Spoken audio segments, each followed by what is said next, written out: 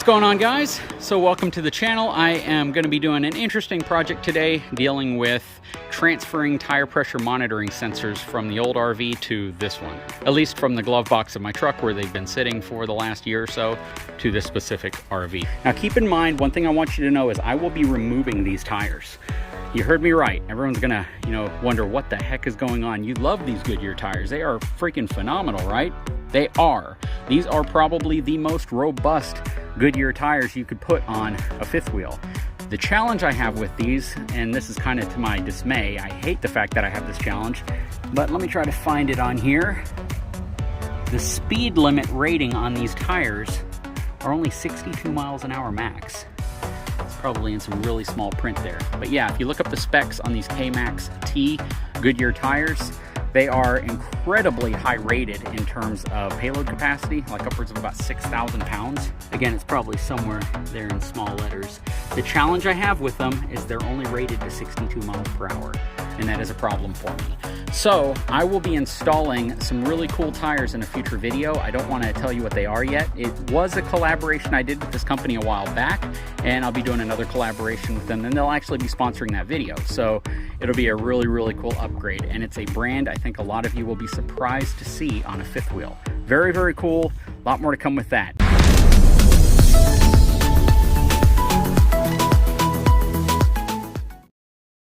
Okay, so today I am out here at the Coachman Brookstone 398 MBL, and I am simply putting the TireMinder sensors on the wheels. So these are actually the sensors that I did a full installation video on the Vanley Beacon, and I'm moving them here. The easiest way to do this, if you have old sensors you removed from one RV and you're putting on another, is just go up to one wheel, put it on, look at your display, and whatever wheel position it appears at on your display, just walk around and put it on that specific one. Of course, remove it from the one you put it on initially, and continue that. Grab the next one, put it on any wheel, and hopefully it's the right one, but if it's not, it'll flash that a different wheel is showing up. Take it off, put it on the one that is the correct wheel, and just continue doing that until you have all four of them plus your spare, or if you have a toy hauler, all six of them plus your spare covered. It's a pretty simple process. It doesn't take very long. But the other thing you might have to do is also recalibrate it for the different tire pressure you have.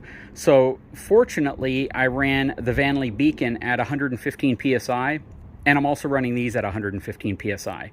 They're rated up to 125, but there's absolutely no reason why I need 6,000 pounds worth of payload capacity per tire, and 115 sounded much more feasible. Plus, it's going to give a little bit more cushion to the tire whenever you're going down the road. It's going to be marginal. It's not going to really account for too much, but it is worth noting.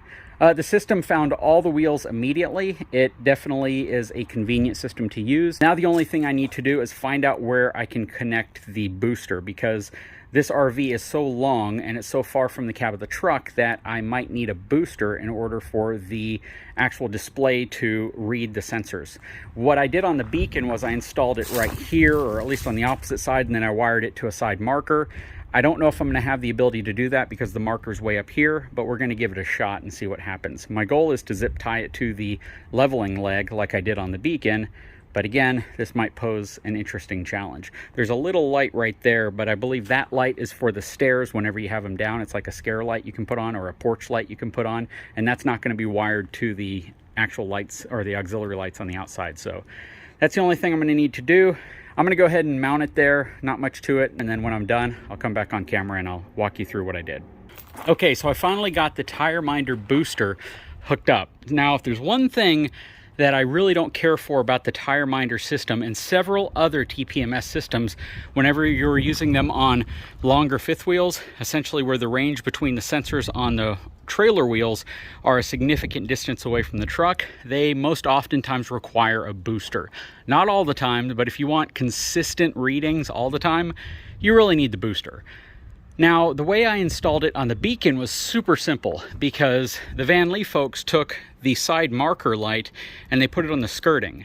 So all you had to do is look under the skirting and you had wires, so you could wire it directly into your marker lights, kind of like you wire a Furrion wireless backup camera to your rear clearance light. Super easy. It's all of a 10-minute install, and then you just have to find a place to zip tie the actual booster, and I just did it on the auto leveling leg on the Beacon. Well, this RV is a little different. The only marker light that's in the skirt is at the very, very, very back, and that's not a good place for the booster. You want it generally in this area right here. Now, I can't get to the lighting there. There's absolutely no way. The floor system blocks you. The lighting is actually all protected, and it runs inside and underneath this area right here. So the only way to get to that wiring would be a dramatic way. You'd have to cut a hole or pull panels down, and it just wouldn't make much sense. Plus, ideally, where they want it is up in this area right here. So I had to kind of figure out a creative way to get this where I wanted it, and this is what I did.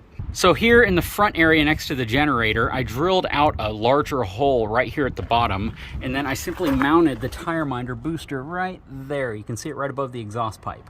Just drilled it right into the metal at the bottom here, ran the wire through. I ran the hot lead to the auto leveling main power lead because that one turns on with the power disconnect, and I can turn it off with that so it's not running all the time.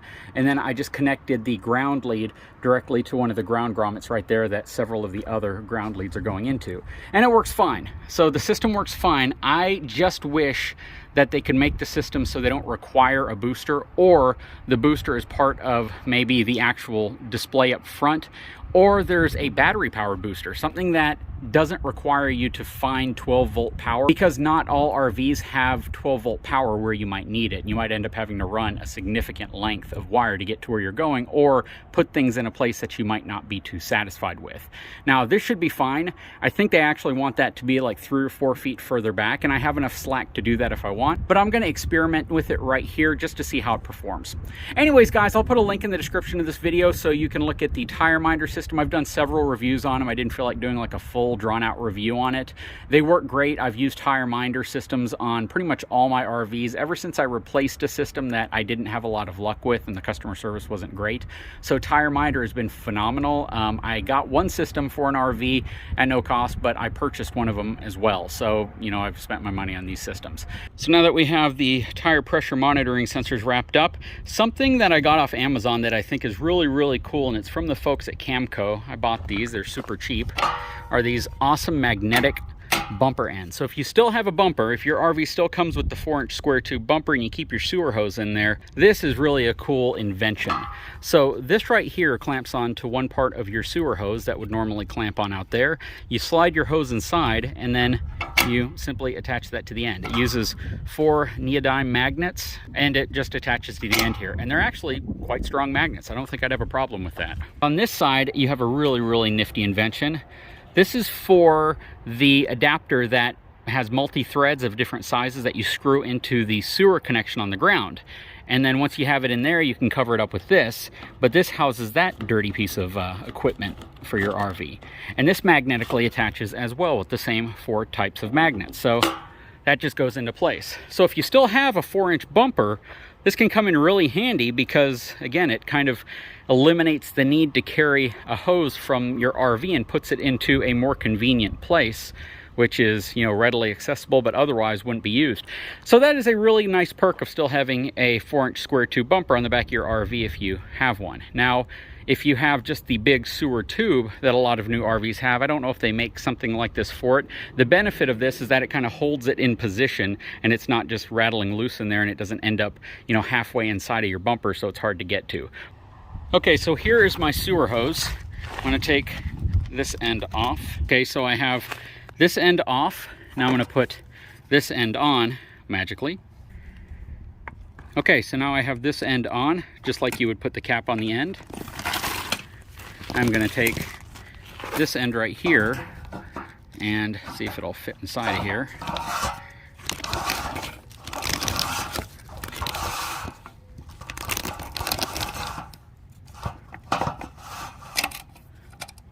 That is super, super cool.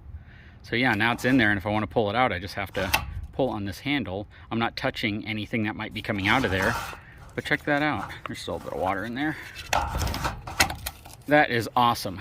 So next, this piece here should attach to the end of this, and this should just pop in as well. So you see the little teeth right there that grab onto this. And then this just threads onto this.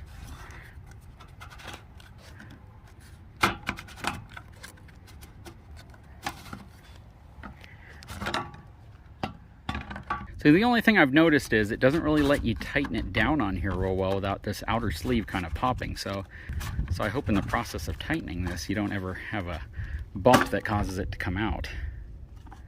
Yeah, this one, it's cool. It's just kind of cheaply made. Yeah, let's see here. See, it doesn't go on straight. It kind of goes on crooked, and then you got to mess with it a little bit. Seems like right there, but then it's not very secure. So I love the concept, just don't know if I like the execution of it. Okay, so right there, it is completely tight all the way around. I think the challenge is that this adapter, you may be able to see it on the camera here, sticks out a little too far, so the magnets don't exactly hold the way they should. Okay, so if you take it and you put this on, attach it, and then slide this on, well, see what happened there? It popped it off. So that's not really good. Not sure I'm digging this. Might have to play around with it to see if I can get this to work properly. Right there. And then again, it popped it off on the bottom. Yeah, this isn't my favorite right here. This one I don't trust, because I think if I hit a big enough bump, it could actually cause this to pop off the end.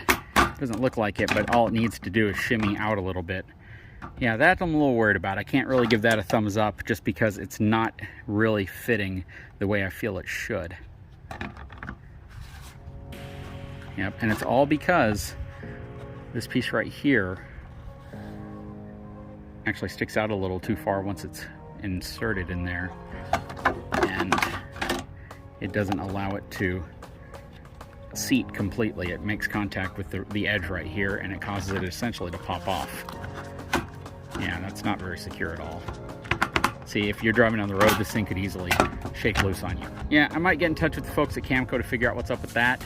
I'm not going to put that on for now because I don't want to take the risk of that falling out while I'm traveling, and we'll see what's up with that.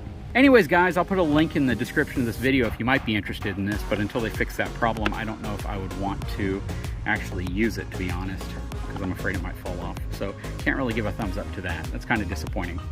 Anyways, I hope you enjoyed the video. If you haven't had a chance, please take a moment, subscribe to my channel, give me a thumbs up. We'll talk to you again very soon.